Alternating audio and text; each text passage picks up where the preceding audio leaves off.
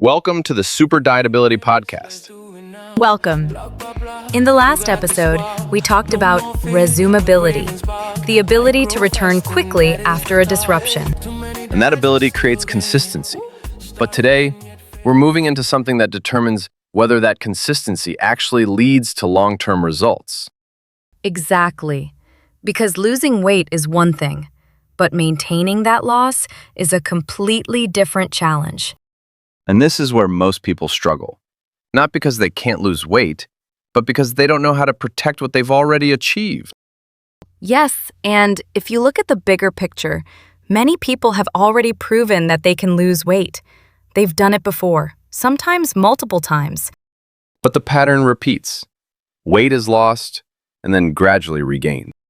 Which means the real issue is not weight loss, it's weight maintenance. That's why we call this ability loss maintenance ability. The ability to not only lose fat, but to protect at least 80% of that loss over time. And what's interesting is that most people approach dieting with a temporary mindset. They think in phases. I'll diet now, and later I'll go back to normal. But that normal is exactly what created the problem in the first place.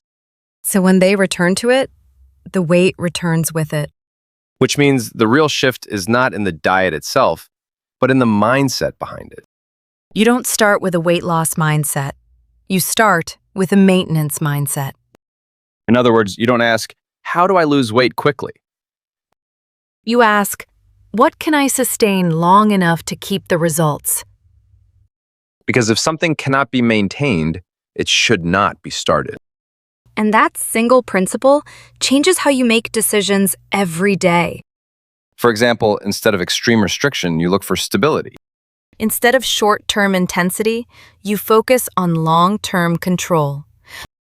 And this doesn't mean progress becomes slow or ineffective, It means progress becomes durable, because the goal is not just to reach a lower weight.